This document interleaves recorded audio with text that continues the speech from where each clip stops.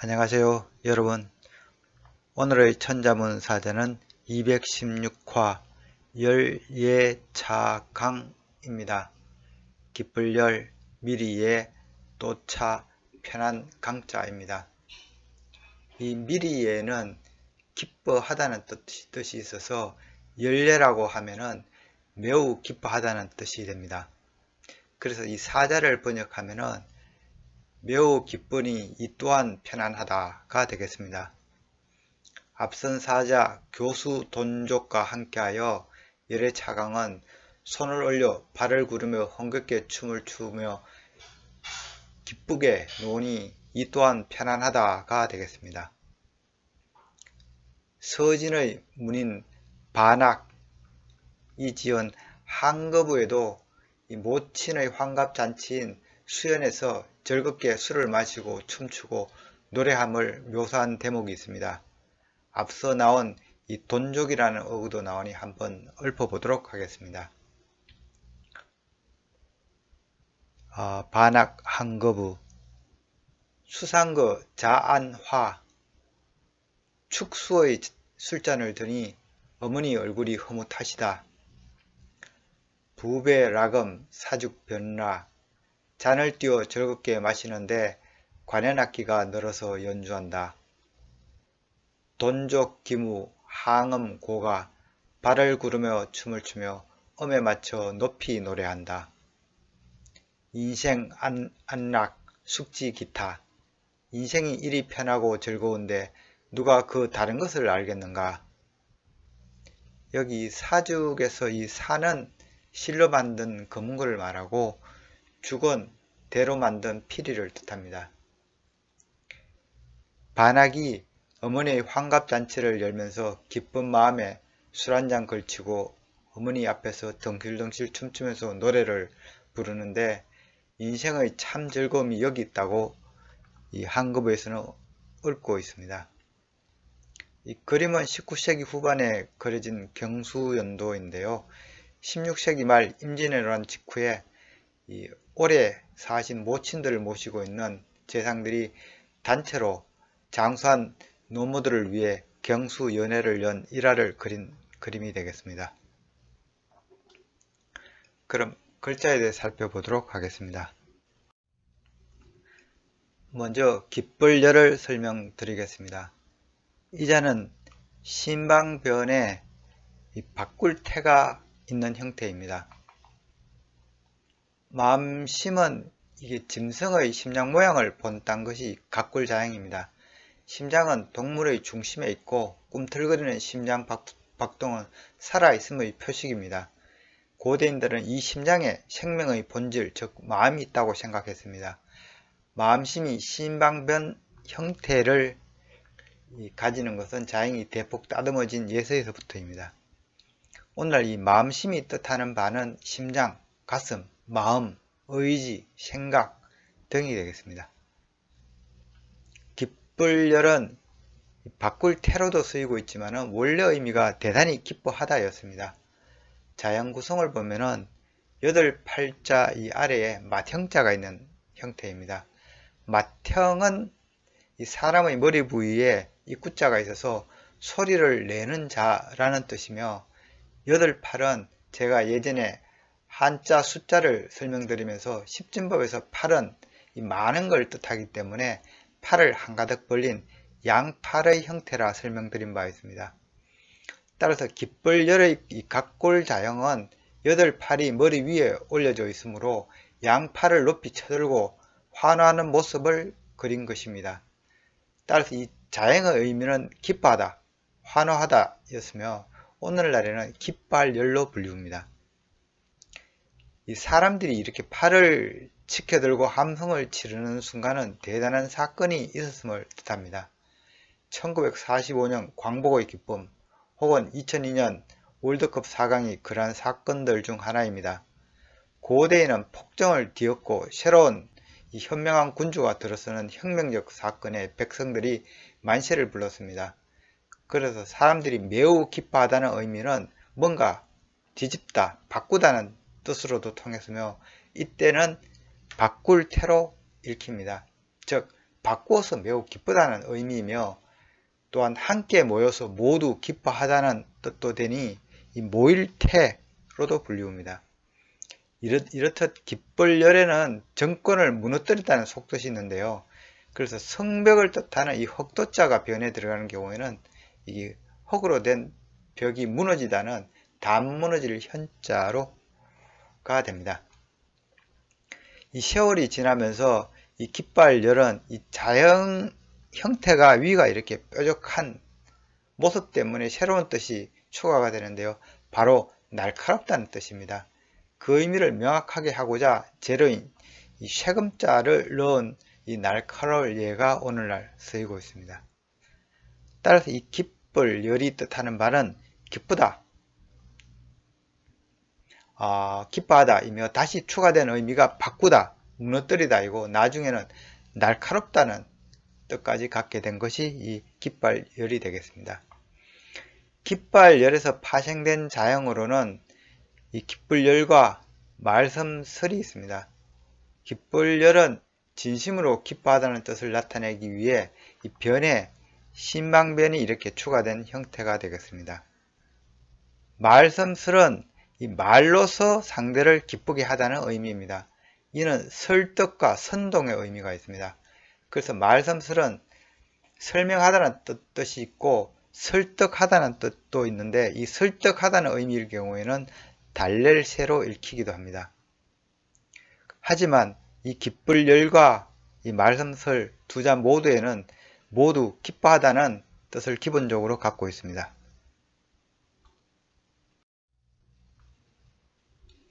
다음 자는 미리예입니다. 이 자는 줄여자 그리고 코끼리 상의 합자입니다.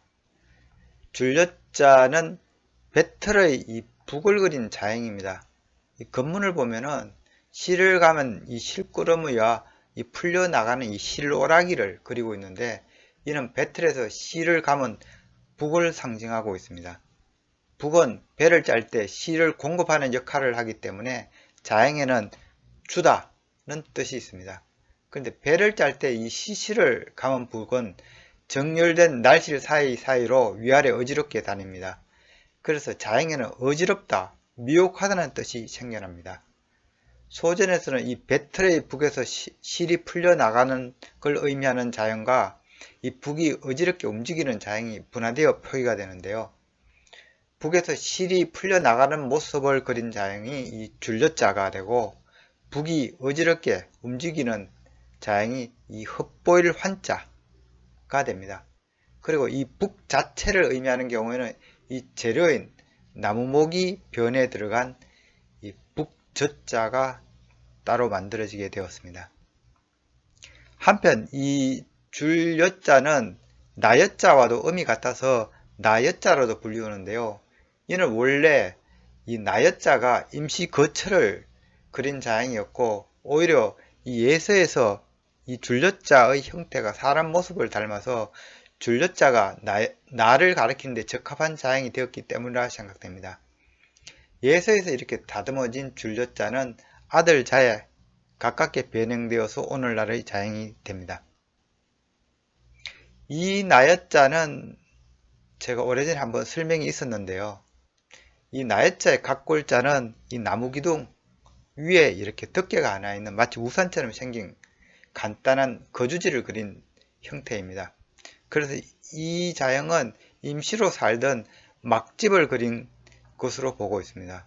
그래서 자형은 집이라는 뜻보다는 내가 지금 잠시 머무는 장소라는 의미가 강해서 나중에는 나를 가리키게 됩니다. 그래서 나여자는 임시의 정식이 아닌 라는 그런 뜻이 있으며 또한 이 채집 활동이 끝나면 이 막집은 버리고 다른 곳으로 떠났기 때문에 이 자형에는 남기다는 뜻도 있습니다. 코끼리 상은 코끼리를 그린 상형문자라고 일전에 제가 212화 남순상상에서 설명을 했었습니다. 코끼리 상의 의미는 코끼리 또는 코끼리 상아를 의미하지만 후대에는 유추하다, 표현하다, 본떠다로 그 의미가 발전되었다고 했었죠. 이러한 유추의 의미는 정계의 정께라는 뜻까지 확장이 되었고요. 미리예는 이 줄여자와 코끼리상의 합자로 되어 있기 때문에 이 자행이 복잡해서 이 미리예의 간자체로 이 줄여자를 사용하기도 합니다. 이 자형은 이 북이 시실 사이사이로 찾아 들어가듯이 코끼리가 죽음을 예감하고 무덤을 찾아 들어간다는 의미를 갖고 있습니다. 옛 사람들은 코끼리는 영물이라서 스스로 죽을 때를 예감하면 자기가 죽을 자리를 찾아간다고 보았습니다. 그래서 이 자는 미리, 앞서, 먼저라는 예측의 의미를 갖고 있습니다. 또한 미리 알다, 예측하다는 풀이에서 예는 기뻐하다, 편안히 하다는 뜻도 파생되었으며 혹은 길을 찾아 헤맨다는 해석도 가능하여서 머뭇거리다, 망설이다는 전혀 다른 뜻도 있습니다. 그리고 죽을 때가 다 된 코끼리를 예로 부르기도 합니다.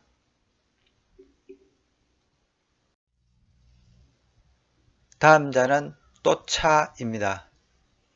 또차는 거석신앙에서 기원한 자형이 되겠습니다.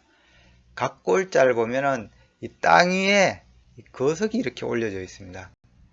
땅에 거석을 세우는 것은 전 세계 구석기 문화의 공통적인 양식입니다. 이는 인간의 힘으로 극복하기 힘든 일들을 소원하기 위해 신비한 자연의 힘에 기대는 일종의 토테미즘이라고 할 수 있습니다. 그런데 자형을 자세히 보시면은 이 거석이 난건석을 닮아 있습니다. 이는 자손의 번성을 위한 소망을 나타낸 것이며 특히 청동기 시대 이후로 남아선호 사상이 번지면서 남아를 기원하는 이 난건석 신앙은 사회 전반에 넓게 퍼지게 됩니다. 이 건문에서는 이 제사를 지낸다 해서 이 제단을 뜻하는 이 보울시가 이렇게 옆에 추가된 자형이 있기도 합니다. 또 차는 미래에 대한 이 소망, 소원을 바라는 자형이기 때문에 장차, 만일이라는 뜻으로 사용되었으며 이는 또, 또한, 그리고 등으로 의미가 확장이 됩니다. 그리고 원래 자형이 영적 존재에 대한 인간의 경외심을 담고 있었기 때문에 공경스럽다, 어려워하다는 뜻도 있어 이때는 공경스러울 저로 읽습니다. 소전에서는 이 자형의 형태를 본따서 종종 새로운 의미들이 부여되기도 하죠. 이 또차자는 어떻게 해석이 되었냐 하면은 이 제사에 올리는 이 고기를 이렇게 썰어 놓은 산적에 비유되었습니다. 그래서 이 자형은 고기를 이렇게 서는 도마 혹은 이렇게 썰은 고기를 올려두는 이 적대의 의미가 이 또차자에는 들어가 있습니다. 이때는 도마조로 읽습니다.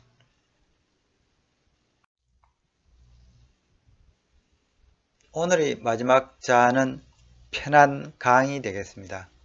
자형은 집음자 안에 미칠 이가 들어가 있는 형태입니다. 하지만 실은 원자형은 이 청간경 아래에 이 살미자가 들어간 것이 이 원자의 조합입니다. 집음은 한쪽 벽면이 이렇게 터진 큰 창고, 막사, 헛간을 그린 것이라 제가 예전에 설명드렸었고요. 미칠 이는 이 건문을 보면 마치 분율자와 비슷하지만 사실은 이 동물의 꼬리를 잡고 있는 손을 그린 자형이 되겠습니다. 달아나는 짐승의 꼬리를 손으로 잡았다는 표현 때문에 그 의미가 미치다, 닿다, 다다르다는 뜻을 갖고 있습니다. 이 미칠 이는 이 자체로는 잘 쓰이지는 않지만 다른 자형의 구성자로 많이 쓰이고 있습니다. 이를테면은 이 착이 이렇게 받침으로 들어간 경우에는 이 쫓아가서 잡다는 이 잡을 채가 됩니다. 이 착은 쉬엄쉬엄 가다는 의미 말고도 달리다는 뜻이 있죠. 살미자는 이 이삭에 이렇게 맺힌 나랄들을 그린 자형으로 동북아시아에서 주식이 되는 곡물을 의미합니다. 천강경은 이 벼의 이삭에서 나라를 분리하는 이 탈곡기를 그린 자형이 되겠습니다.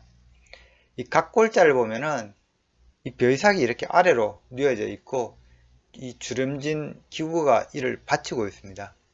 고대 탈곡기는 이 주름이 진 돌판이나 이 나무둥치에 이 볕단을 내리쳐 나랄들을 떨구었습니다. 이후 청동기가 들어서면서 쇠로된 이 빗살에 훑어내리는 이 훌치기가 만들어지게 되는데요. 건문에서부터는 그 당시 퍼지기 시작한 오행사상의 영향으로 이 청동기로 제작된 이 경은 이 해의 흐름을 나타내는 천간에서 양의 금을 상징하는 자형으로 채택이 됩니다. 목화토금수에서 이 금이라고 하면은 화의 기운이 쇠하여 땅으로 내려앉는 상태를 말하는데 이를 쇠덩이의 성질로 표현되었습니다. 따라서 이렇게 쇠로 제작된 탈곡기는 그 움직임이 활발하다 하여 양의 금을 상징하였습니다. 또한 이 양의 금으로는 창과 칼과 같은 전쟁 무기류가 있을 수 있는데 그래서인지 이 소전자형은 이 자형은 비슷해 보이지만은 이 방패간자입니다. 방패간을 두 손으로 잡은 형태로 이 경자가 표시되기도 합니다. 이 자는 방패간과 밭들공의 조합으로 보는 것이 타당해 보입니다. 그래서 이 청간경은 원래 탈곡기의 의미는 완전히 사라져버리고 오늘날에는 청간, 별, 나이라는 의미로 주로 사용되고 있습니다. 이 방패간을 잠시 설명드리자면은 이 각골자형은 이 갈라진 나뭇가지로 만든 사냥이나 싸움의 무기를 그린 것입니다. Y자로 갈라진 이 나무 끝에 이 돌을 달아서 무기로 휘두르거나 갈라진 이 가지로 상대를 밀치는 이 방어의 용도로 사용되었다고 합니다. 그래서 이 자형은 가지, 줄기, 방패, 관역, 막다, 방어하다는 뜻을 갖고 있습니다. 관련된 자형으로는 이 병사병이 있습니다. 이 병사병의 각골자를 보면은 이 두 손으로 이렇게 방패관을 이렇게 잡고 있는 형태가 이 병사병의 이 각골자형 중의 하나가 되겠습니다. 이 편안강은 이 탈곡기를 그린 이 청간경자 아래에 이 떨어지는 이 나랄들을 그려놓은 자형이 되겠습니다. 즉 벼이삭이 탈곡되는 모습을 그린 자형이라 할 수 있는데요. 이는 수학의 의미로 받아들여져 마음의 편안과 풍요로움을 뜻하고 있습니다. 건문에서부터 이 청간경 아래가 이렇게 살미자로 이렇게 고정이 되는데요. 살미자가 들어가면서 이 자형은 탈곡이라기보다는 이 나랄 껍질을 벗겨서 흰 살을 얻는 정미의 의미도 추가가 됩니다. 따라서 이 정미소를 뜻하기 위해서 오늘날 자형에는 이렇게 집엄자가 들어가 있습니다. 편안강은 벼이삭에서 나라를 털어낸다는 해석 때문에 털어내다, 비우다, 비다, 공허하다는 뜻을 갖고 있으며 이 나라를 정미하고 나오는 껍질인 이 격교, 완교라는 의미도 있습니다. 또한 이 탈곡은 수학을 의미하므로 풍년이 들다, 성하다 또는 이 모습 때문에 즐거워하다, 풍요롭다, 편안하다, 칭송하다는 등으로 그 의미가 발전이 되었습니다. 또한 이 일은 신나는 일이라는 의미에서 열중하다, 탐닉하다는 뜻이 있고 이 볕단을 들어서 타작하는 행위 때문에 들다, 들어 올리다는 뜻이 있는데 이때는 들강자로 불리웁니다. 한편 구성자로 이 편안강이 들어가는 대부분의 경우에는 이 털어내다, 비우다는 의미가 많습니다. 그 예로서 이 구멍혈이 들어가는 경우에는 이 구멍이 비었다는 텅빌강자입니다.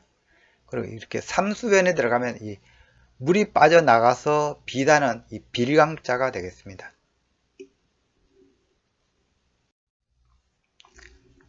이상으로 오늘의 천자문 사자 열예차강 매우 기쁘니 이 또한 편안하구나는 이 사자성어를 마치도록 하겠습니다. 송나라 구양수가 이 풍락정에서 봄놀이를 하면서 세수의 시를 지었는데 첫 수가 교수 돈족 열애차강에 어울리니 마치기 전에 한번 소개할까 합니다. 이 구양수 풍락정 유춘 풍락정에서 봄놀이를 하다는 뜻입니다. 읊어보도록 하겠습니다. 녹수 교가 산조제 푸른 나무 우거지니 산새들이 지저귀고 청풍 탕양 낙화비 시원한 바람 살랑이니 꽃잎이 나붓기네. 조가 화무 태수취 새는 노래하고 꽃잎은 춤추는데 태수는 취하였도다. 명일 주성 춘이기 내일 술 깨면 봄은 이미 가고 없으리리. 풍락정은 구양수가 저주지사 시절 풍산 북쪽 시냇가에 세운 정자 이름이라고 합니다. 교가라고 하면은 서로 뒤섞이다는 뜻이 되는데 나뭇가지와 나뭇잎이 우거져 있음을 나타내고 있습니다. 태수는 구양수 자신을 가리키는 말이고요. 이 그림은 이건희 컬렉션 중에 하나인 허백년의 산수화첩이 되겠습니다. 강가 수양버들이 우거지고 도화가 멋지게 핀 풍경이 되겠습니다. 지금까지 시청해 주셔서 감사합니다.